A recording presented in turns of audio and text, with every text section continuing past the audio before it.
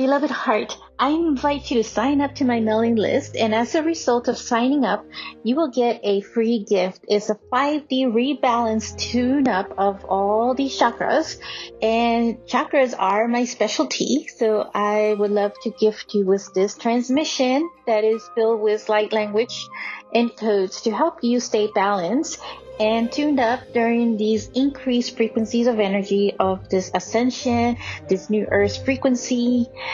So check out the links in the notes of this show, and I look forward to connecting with you. I am sending you love.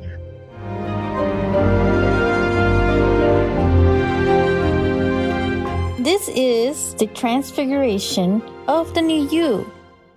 Hello, beloved. This is a brief introduction to episode 58. And just want to talk some recaps and the intention of the episode itself.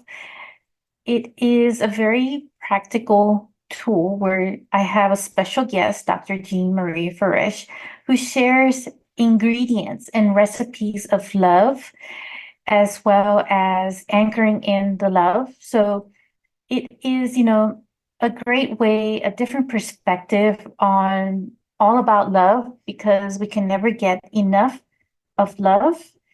And I feel it should be emphasized in all platforms and everywhere.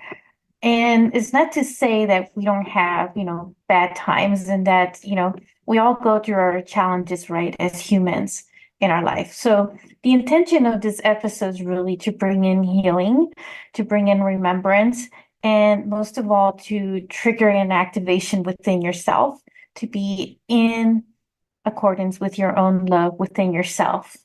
So I really love how Dr. Marie Farish shares these practical tools with us and to support us in the collective, in the challenges that we're going through right now, through the ascension, through the great awakening. So we, love is a big part of the ascension, and it strongly, links us to our more expansive consciousness within ourselves. So some really key points that I do want to share about Dr. Marie Farish that I didn't really share in the episode itself. And so she is a certified rehabilitation counselor and has earned a PhD rehabilitation, a master's degree in rehabilitation and counseling, a bachelor's in psychology. She served a 28-year career as administrator and professor in higher education, and almost a decade of service as rehabilitation counselor practitioner, helping clients with community reintegration from prison, recovering from substance abuse and mental health issues. She served a 6 months tenure at University Suns Malaysia in Penang. And so she combines a lot of her academic background with her personal experience, her very transformational experience. And like I said, I love her point of view, her perspective, and about, love and the techniques that she uses around that. And of course, she shares some of her personal experience and transformation as well.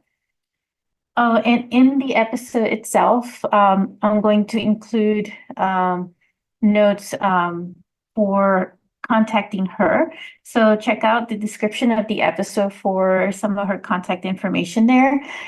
And I talk about a book towards the end, and really the book is called the Book of Virtues by Benjamin Franklin that he wrote about, where he talks about 13 virtues. So I just wanted to correct that, because towards the end we kind of talk about that. And so enjoy the whole episode, and that you may be activated in all ways and in every way, that you always have love with you at all times. And I will be connecting with you soon. Take care. Welcome back to another episode on my podcast. And I have a very special guest here with us, Dr. Marie Farish. And just want to talk about her, who she is, and share with you, because we have a lot of great discussion in this episode. It's all about love. And we'll get into the details of all that and some of the techniques that she'll share with us. She is an expert at it, and she is magnificent at sharing and spreading the message of love. Dr. Jean Marie Farish has a mission to spread the message of love and inspire people to create a life they love. She is the Voice America Empowerment Show host, Love Light, Living in the Spirit of Love. And she is also an award-winning international bestseller author, educator, life care coach, avid writer for Savannah East, founder and CEO, Life Care Wellness PEP for Angels Incorporated, to enrich lives and serve our community with emphasis on children hospitalized, and Dr. Jean Marie Farish Center for Conscious Loving, LLC. She is the author of 9 books and contributing co-author of 15 international best-selling books. Her seminal books include Living in the Spirit of Love, Our Natural State of Being, and a companion book, Love Mastery Devotion Journal, Weekly Journal Prompts and Affirmations, and My Love Journal for children in English and Spanish. Her newly released books include India, A Journey Inward, and Thoughts for Today. She has been a speaker on numerous national and international podcasts. Welcome, Dr. Jean Marie Farish. It's such a pleasure having you with us. Well, thank you, Monica, and I am delighted to be a guest on your podcast today on a subject that's dear to my heart. Yes, and you're like the embodiment of this love, message, and you also radiate it. And certainly love that on your podcast show. I do feel that's the sacred space that you create around that for others to come and share some of their messages as well. And so you create a very nice open environment for others. I'm a big fan of your podcast. Of course, I've been a guest on your podcast as well.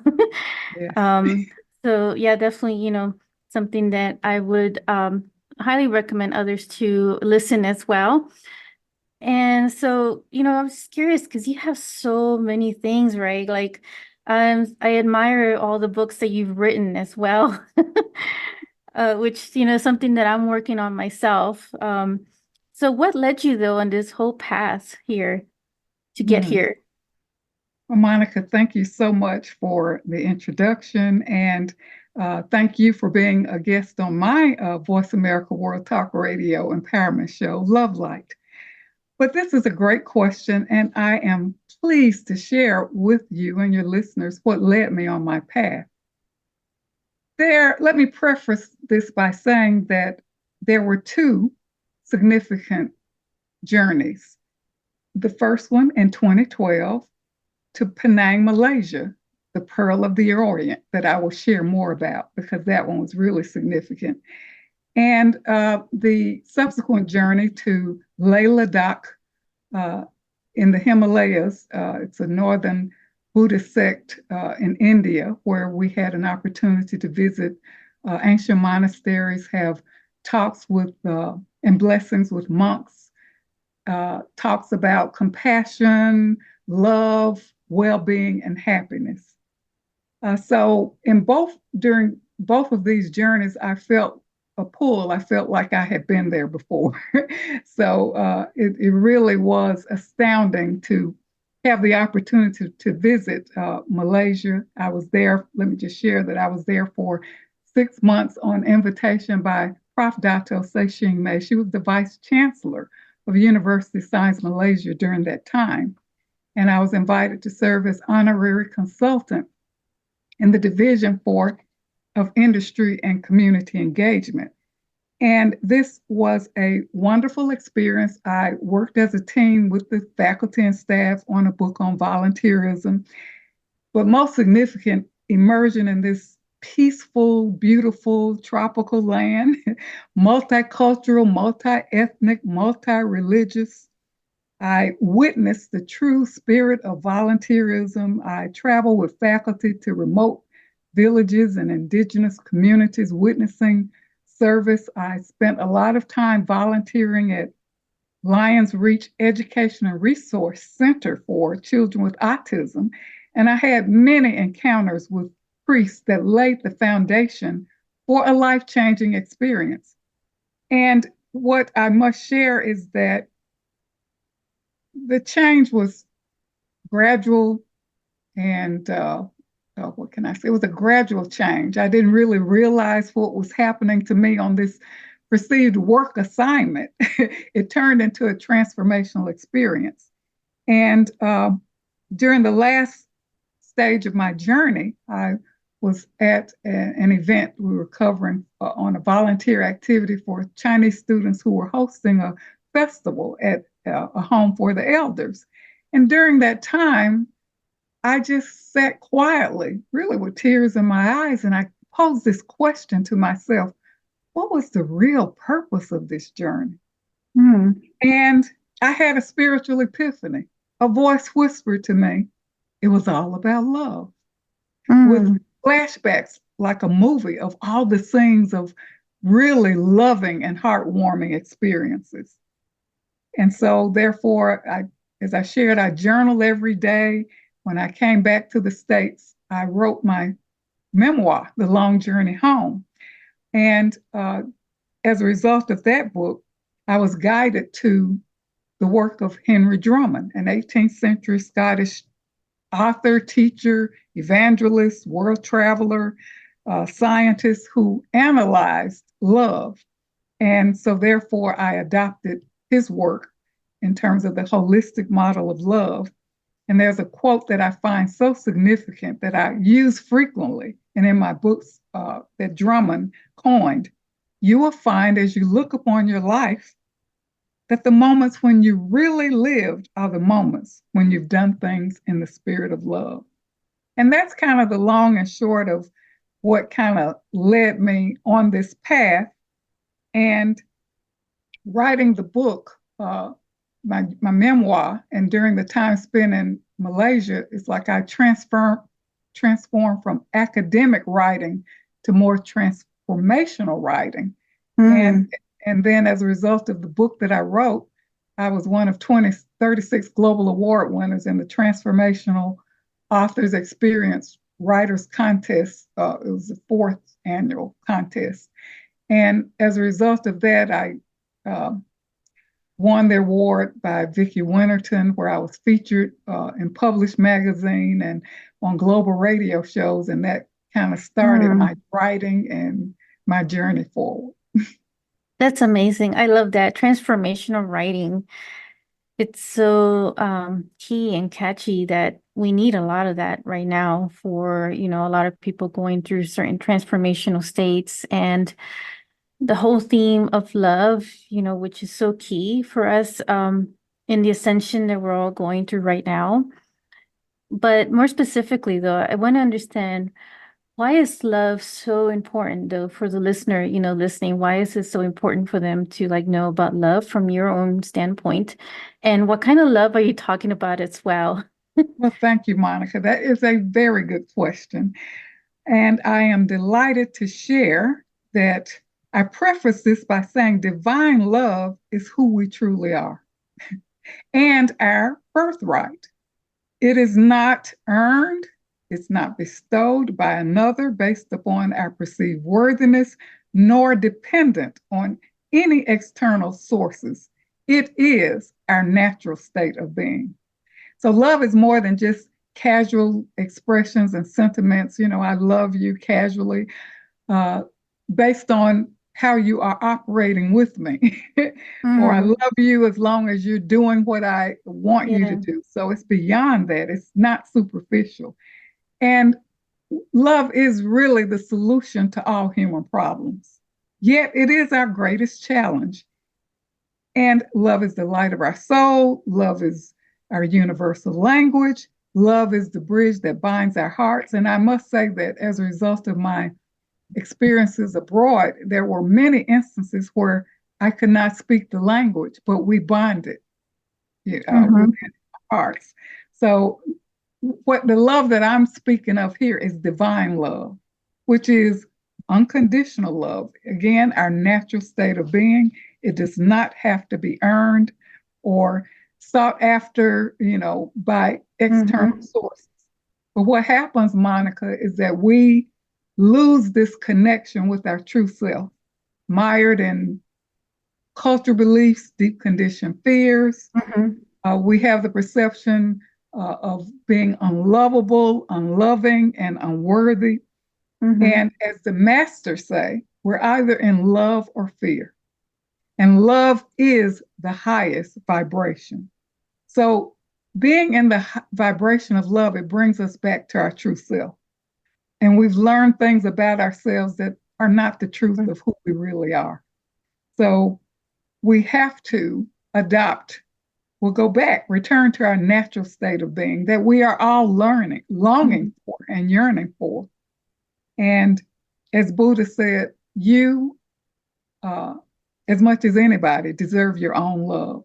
So it all begins with us. It all begins with us individual to learn how to love ourselves. And as we love ourselves, we can love others more and better.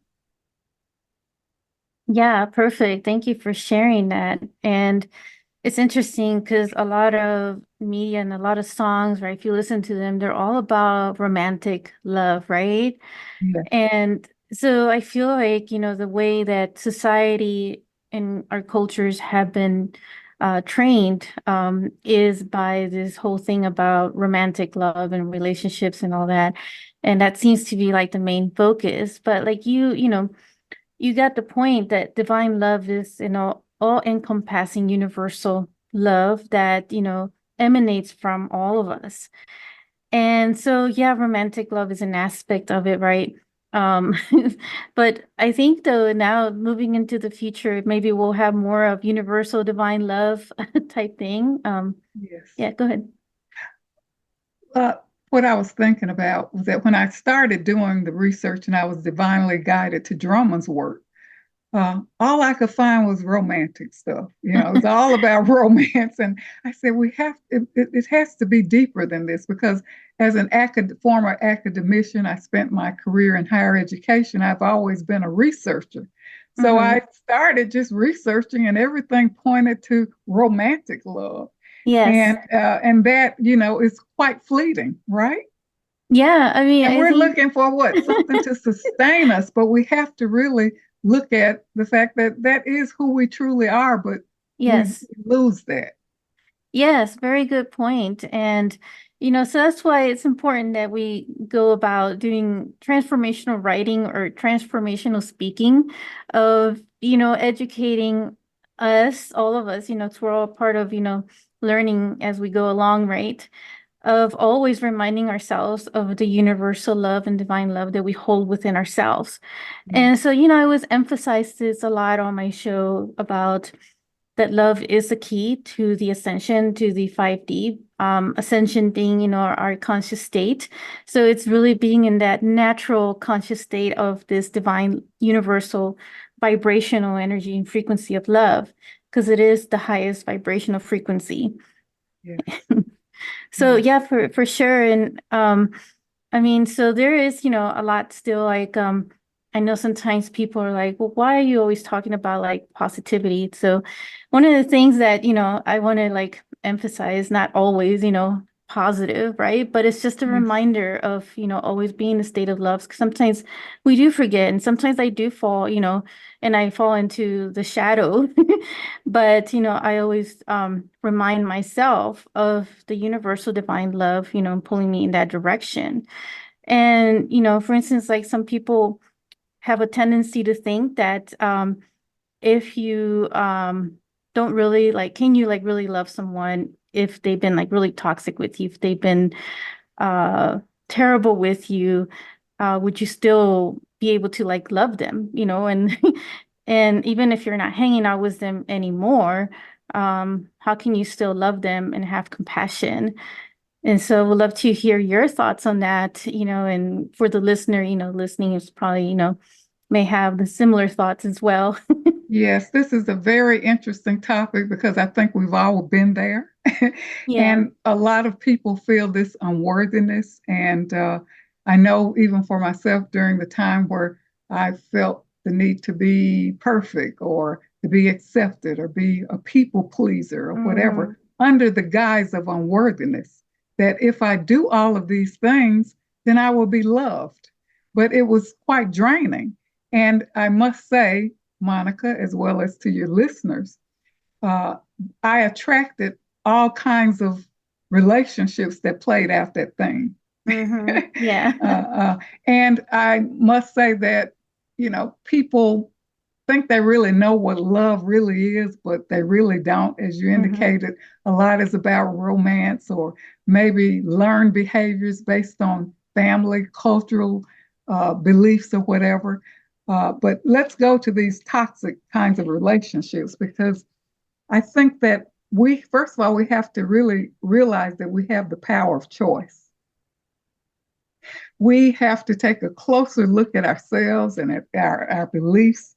It's not easy, but we do have to, really think about what kinds of patterns are playing out in my life. What kind of beliefs do I need to really look at, because I'm not attracting the kind of person that I would like, but it begins with us, because relationships are like mirrors for us, right? They show us exactly what we need or what we, or perhaps are lacking. And I wrote an article, What Relationships Can Show Us About Ourselves, that was published in Savannah East. And in this article, I highlighted that we need to really engage in authentic self-reflection. We need to learn how to heal, how to let go, and how to be loving. And a lot of times we hang on to toxic relationships or relationships that are unloving, and perhaps those relationships have served its time, right? Yeah. And we have a personal responsibility to ourselves. And as we strengthen and embody the practice of love, what I found, there's things that I'm no longer attracted to. And as I embody and practice love, I've heightened my vibration, and I'm aligned with a different kind of connection in terms of relationships with people, whether working or any types of connection. So I think we have to look at that. And going back to your question, I think that we can still step back, love the person from a distance, know when it's time to release and let go, because I'm serving my highest good and serving the good of the other by staying in the high vibration of love. If we keep those toxic patterns going, we injure ourselves as well as the other. So without being judgmental, we have to protect our energy and realize when the connection no longer serves us. So in all due respects, I know that people stay in relationships for a number of reasons. They stay in relationships because of image, finances, not having the courage, to leave, not knowing how. And I always advise listeners, connect with support groups.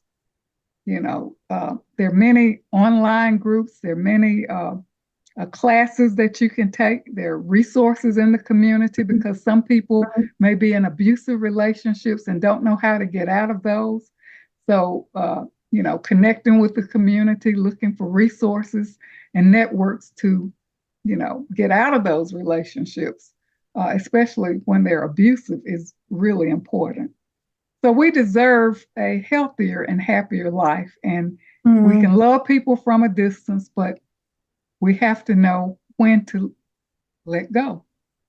Yeah. And I think part of it is, we're always going to make up excuses, for not getting out of it, because there's some kind of fear factor in there. And some of it could be connected to people pleasing, as to, like, if you're in a relationship, for instance, romantic relationship, and then there's this whole fear of judgment from others for having a divorce or separated.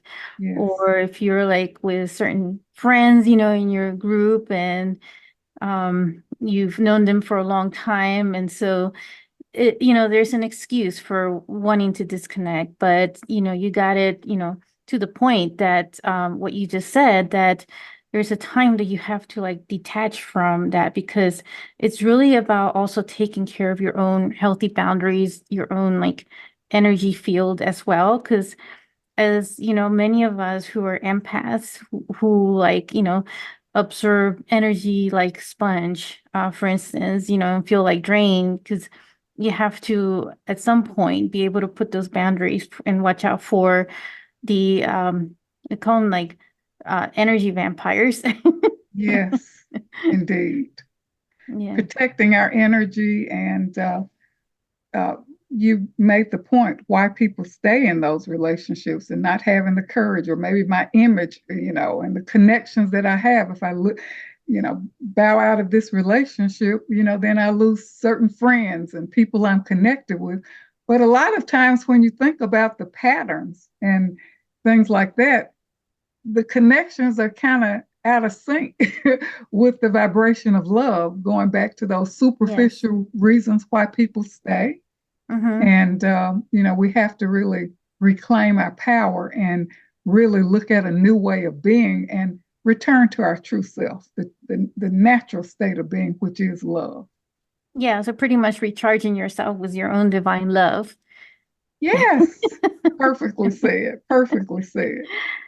And And Monica, you mentioned about energy vampires, you know, and that's part of what preserving your energy. And I think I shared with you before a really horrible experience I had before I was aware that I was an empath. yeah. When I was around a person who was ill, and this person drained my life force to the point where I was unconscious. And the spiritual teacher told me that the person took my life force.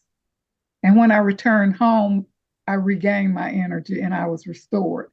So that happened years ago.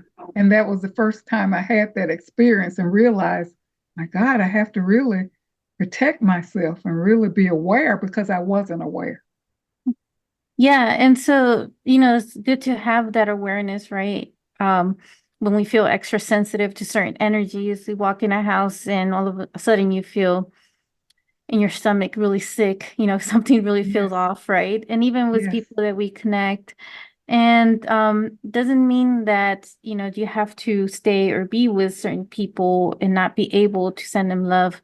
right. But it's so important though to like you said, you know, going home was one way of like getting yourself recharged again with your own universal divine love, and giving yourself the space to do that, right? And giving yourself a moment of self-care as well, to regain your strength in that. And one of the things that, you know, Archangel Michael, you know, shared with me was that when cutting like energy cords, for instance, that's one of the big things that I do constantly now, because I learned the hard way as well as I was growing up, and realized how much of a sensitive I was with energies and an empath.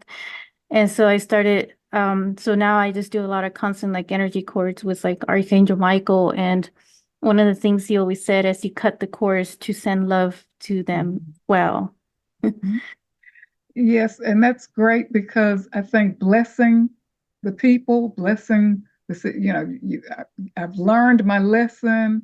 I send you love. I hold you in the vibration of love, releasing any anger, resentment, or whatever, because if you don't, you know, that's the lower vibration of fear. So there are things that we have to do to keep that vibration. And for me, you know, in terms of, I call on Archangel Michael for protection as Hmm. well. Yeah, And I also, the perfect companion. yes, yes, an ideal companion, and I anchor in biblical scriptures like the 91st Psalms. Hmm. And I try to hold myself in the light of love as well.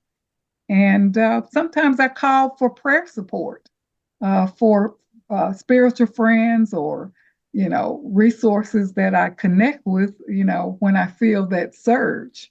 So there are all kinds of resources, spiritual resources that we can Hmm. rely on, but we have to anchor in that ourselves.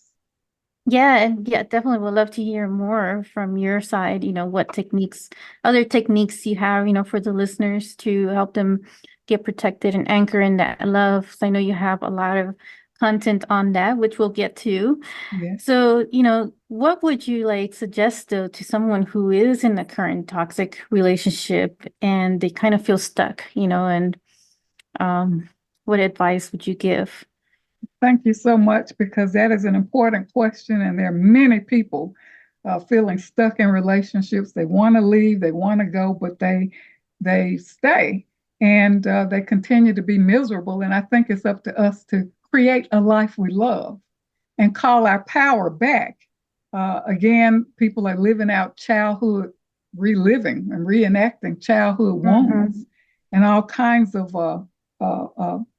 issues, unconscious patterns that play out. But I say to focus on the present moment of change, take steps, focus on positive outcomes, because sometimes people can't see a positive outcome.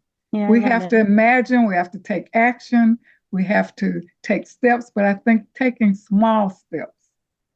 Some people may need counseling. Some people may need a life coach.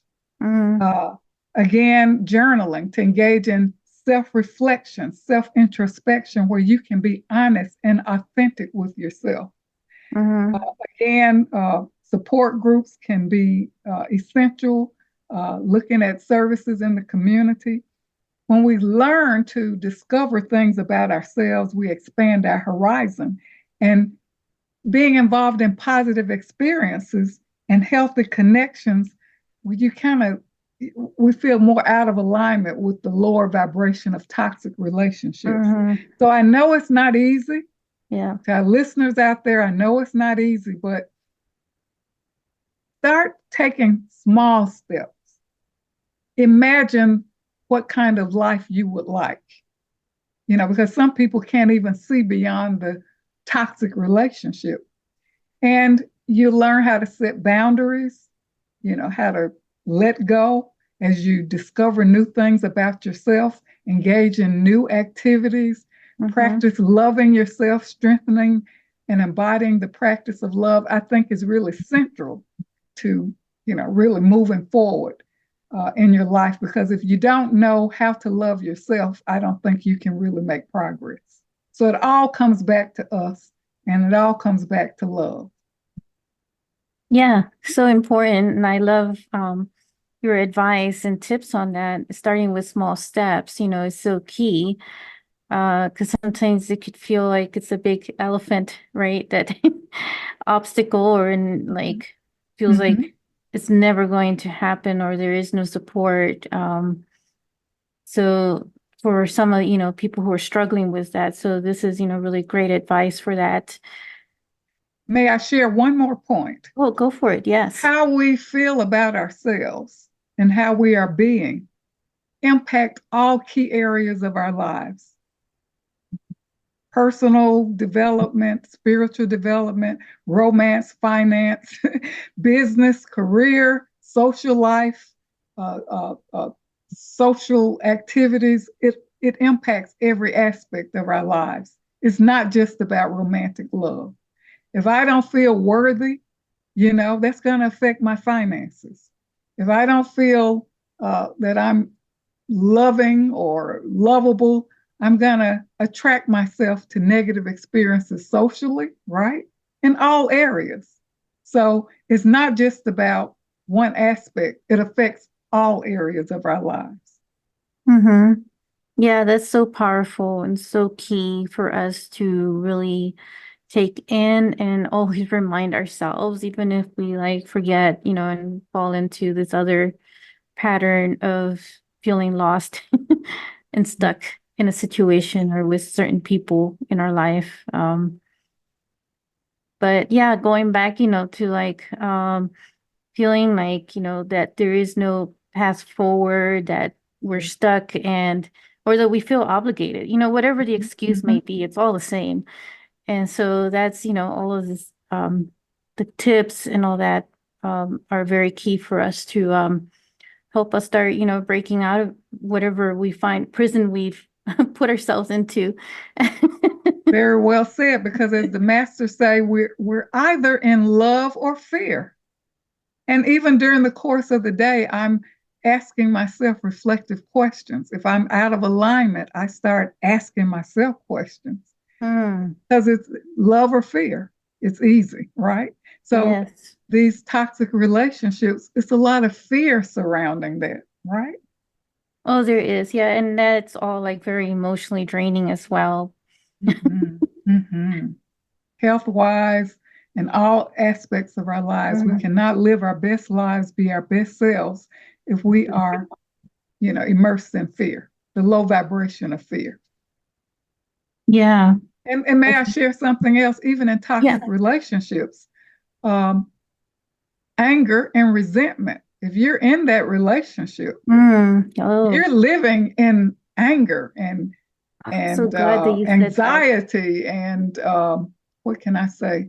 Um, all kinds of negative emotions radiate from that. So when you think about it, if you're not satisfied with that relationship and if it's toxic, you're building up resentment, anger, and all kinds of negative emotions. So you're not really serving yourself nor the other. It's so true. I'm so glad that you said that because I have seen so many relationships that are in that type of pattern. And part of me also feels that, it's also tied into some of the ancestral generational Yes, stuff as well. So if you grew yes, up in family, dynamics, watching like parents, for instance, being in this anger and resentment type energy, then it's almost like you falling into this broken record of that same pattern in, certain relationships, and then you feel like you're stuck. yes. In psychology, I think it's Gestalt therapy talks about how you actually kind of track yourself back to the same, maybe your mother, your father, Oh. you're trying to play Mhm. out those patterns, right? Yeah. Those wounds, and you may marry your husband who's like your father Yeah, exactly. and play it out. So I think, how many times have we done that? Same patterns, new person, right? Yeah, exactly. And until you work on yourself and learn to love yourself, you're going to constantly attract that same pattern and it's Yeah. not going to work, right? It's like a reincarnated pattern, but in different like format. And whether it's ancestral, generational, we Yeah. can break that, right? We Yeah. can And break the so pattern. We don't have to continue it and pass it down to our children and their children or whatever, because exactly. that's our reference point, right? The family, Yeah. the culture, and it's like, this is what, I see, and this is how it's supposed to be.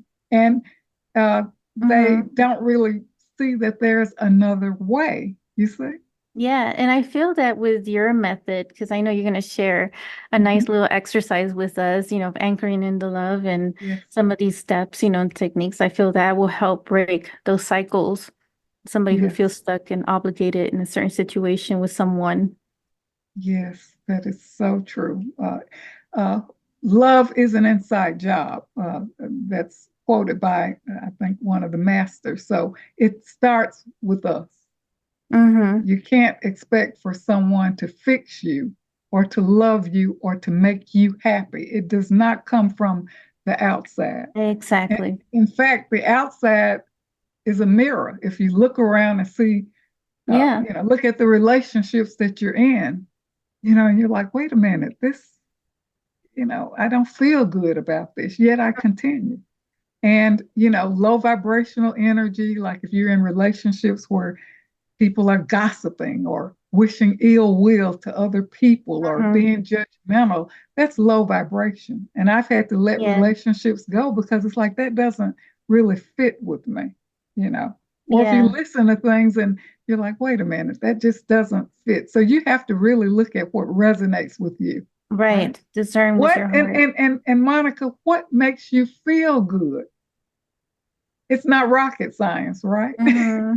Yeah. If this makes me feel good, right?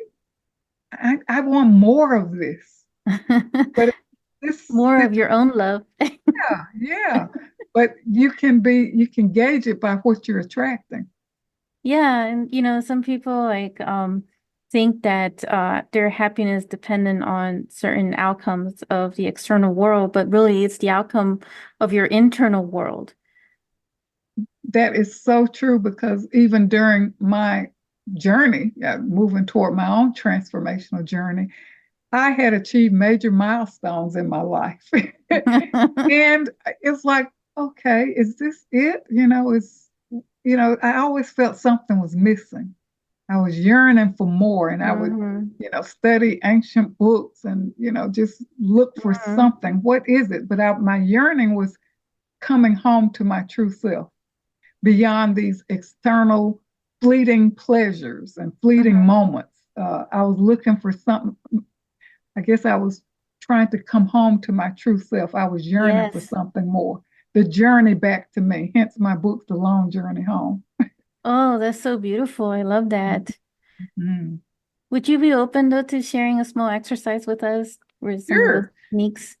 Sure. I would love to share the ingredients in the recipe of love. And I call this the holistic model of love. And again, I adopted the work of Henry Drummond, who analyzed love. And there are 9 ingredients. And these are like gems. They're gifts of love, divine love. And not one of them can be missing. They have to be all practiced. And they are patience, kindness, humility, courtesy, unselfishness, generosity, guilelessness, good temper, and sincerity. And again, like colors of the rainbow, as Drummond said, they all have to be practiced. So if you don't mind, I would love to share each one of them and give examples. Oh, yes, please. Yes, conscious loving, this is conscious loving. To feel good now, ways to feel good now, and ways to keep your cup filled with love. Let's look at patience, okay? To be patient with myself, right? To be calm, not rushed, in a hurry, take time to pause, reflect, and make heartfelt decisions. When we're impatient, we rush, and that's not self-care. That's not loving. And when I take time, I know when I'm out of patience. Okay, what's going on? You're rushing, and if I rush, I lose something, I break something, I forget something. And I have to pause, slow down, and get back into the vibration of patience. So if you have listeners out there, think about when you're patient and when you're not. How does that make you feel? When I'm patient, I feel good. I'm not rushing. I slow down. I keep a nice pace, and I'm calm. I make better choices and better decisions, right? Yeah, it's a good point. The next one, kindness. And these may seem simple, but they're not really. When you think about practicing it for yourself, it really makes a big difference. To treat yourself with compassion and loving kindness, right? To be considerate and thoughtful of yourself, to be interested in your own well-being, right? And how you treat yourself has an effect on how you treat others. So many times we're like, when I taught students in a class about living in the spirit of love, and my students said, well, I do these for my family and my husband, but I never thought about it for myself. And it was like the aha moment for them to say, okay, now let's take one at a time. And I want you to practice this for the week. And they came back. They said, you can't imagine how that made me feel. And my family said, what are you doing? I see a difference. And I said, share with them what you're doing, because now the whole family can be included. That's amazing. I love that. The next one is generosity. And this is giving from a place of love, is loving yourself first. To be generous with the spirit of gratitude creates a powerful cycle of manifestation. When you give, you receive. So feelings of joy from acts of generosity are reciprocal. So be generous with your time, attention, and resources, because what that does, output. It shifts the vibration and it comes back, right? Mm-hmm. We attract who we are and Yes. how we are being. Yes. And generosity, when we think about that, it is really giving without conditions and expectations. Because what? When we think about love, the old-fashioned way, I love you until you do something I don't like, or Right. it's Conditional. love based on conditions. So Yes. here we're looking at generosity, which is another ingredient. Then one of my favorites, humility. To be humble, to lose the ego. Well, not lose it, but not be puffed up, living out of ego, self-importance. When we're humble, we can listen and receive divine guidance. We can be open to that. Mm-hmm. And one thing about humility, we transform self-righteousness into healthy self-reverence. And we view ourselves and others through the lens of love. We listen with a deeper purpose, we listen intently, and we serve diligently. So humility, even though Drummond didn't put one ingredient over the other, but I find that a lot of the masters talk about humility as a foundational virtue. It is, yeah. It's a Yes. very core, I feel, to the mastery, like as we're becoming masters ourselves, in this human form. Yes. That's really what the basis of the new human, transfiguration of the new human, my podcast that I emphasize, is really these tips that you're sharing with us are very big cores for that foundation. Wonderful. The next ingredient is courtesy. To be polite to yourself. Be respectful of yourself. Mm-hmm. Excuse me. Affirm your worth, your value, and your dignity, right? And we're, perhaps courteous to others, but what about to ourselves, right? Mm-hmm. Unselfishness, that's another ingredient. And that's really kind of, on one hand, embracing all of who you are, whether you're sad or happy or you've not done the right things or made the right choices from your perspective, but really embracing all of who you are and accepting yourself without judgment, to love and care for yourself without self-neglect, right? And unselfish love, as we were talking about love, unselfish love never takes advantage or seeks revenge. Unselfish love, when we practice that, we're free to let go emotionally and detach and move on when needed. And that goes back to those questions about being in toxic relationships. Unselfish love helps us let go and release. Oh, I love that because I did have an episode about the art of detachment. So it's really about like knowing when to attach and when to detach when needed. Yes, So healthy detachment, right? yes, a healthy, yes.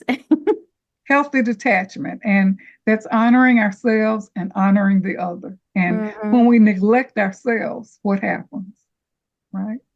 It's out of balance and out of alignment for us, all of us. Exactly. Another ingredient is good temper. And I love this one because how often are we provoked or reactive, ill-tempered, jealous, angry, envious? All of those negative aspects really weigh us down, and they all are seated in low vibrational energy. So here we have to be well disposed, gracious, non-reactive, even in chaotic situations, right? To persist with emotional control and preserve our inner peace. You'll be less stressed, healthier, and happier. So good temper, keeps us calm and centered. And also, when we think about guilelessness, that's another one as well. And that's not thinking evil, right, of ourselves and evil of others, holding evil thoughts, right? And this is reflected in negative self-talk. So we have to keep a clean and pure heart and wash away ill feelings and evil thoughts about ourselves. How many, we're always talking to ourselves, right? And Yes. how many of those conversations are positive? How many times are you putting yourself down as you talk to yourself? Yeah. So guilelessness is, refraining from evil thoughts about ourselves. Mm. And then, of course, sincerity, to accept what is real and true, to be honest and trustworthy. And to be earnest and genuine fosters trust in ourselves and relationships with others. So we have to hold true to our values and be unaffected by a lot of untruths. And we hear that, we see it a lot in the media now. A sincere heart is truly loving, pleasing, and attractive. So these are all the ingredients of divine love, and they have to be practiced. All of them have to be practiced. Holistic model of love, and it takes a lot of conscious practice to be aware of these and to practice them, to strengthen and embody love in your life. And you will definitely see a change. You'll feel better about yourself. You'll be more in control, and you can create the kind of life that you love. So this is all about conscious loving. I love that. Have you ever heard of Benjamin Franklin, how he practiced a lot of these virtues? I think he had like 7 virtues or something like that he practiced. Really? Yeah, he would pick one. I think patience was one of them. And so he would practice, say, patience for like a whole week.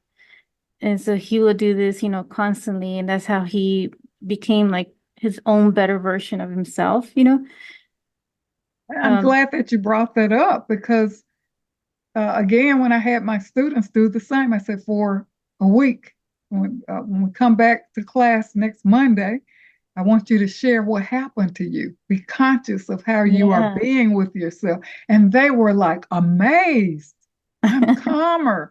I made better decisions. I didn't get angry standing in line. And one of my students said she was at a store and she practiced patience, and she said the man called her out. He said, "Oh, you're so patient." And that was like an aha moment.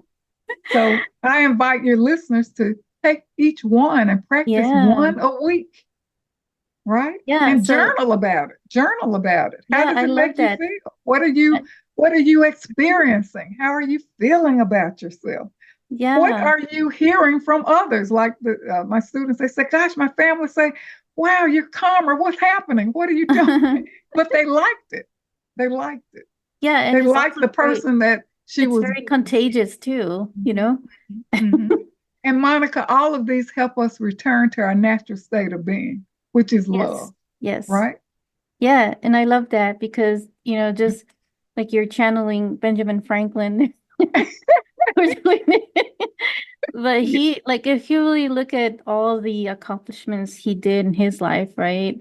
This is, I feel like your steps, your practical steps that you just share with us, which are so beautiful, is, it's a new way of like for the new human, the new earth frequency of, collaborating and supporting one another in this way. So building communities around these, attributes that you just shared, these steps or virtues. And because the old earth energy was always about this competition, it's like always separated individual, Yes, and all the ego-centric kinds of ways that we operate. And when you move away from, as you were saying, this competition and all of that, I know when I returned from Malaysia, it's like I was different, and I really, those kinds of behaviors stood out. Whereas before, it's like I had can't become part of that, many times not wanting to, but to kind of fit in. But after I, really start coming home to myself, it's like, that just doesn't feel good. It doesn't feel right, being in competition and the separatism. And being abroad in India and in Malaysia, I learned more about the wisdom of oneness.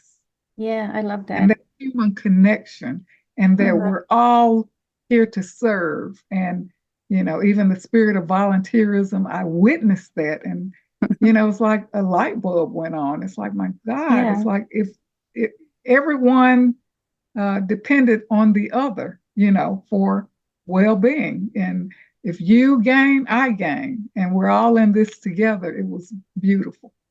Yeah, and I feel that's the way that we're moving towards right now with these new communities. I hear it now from others that there's these new communities that are starting up in other countries where they're embracing more of that oneness. And it does make you feel so at home, right? It makes you feel like you just want to stay there and you feel supported. You don't feel alone. And nowadays a lot of, cultures and people are feeling alone, like they don't have any support, like from anywhere. They feel stuck.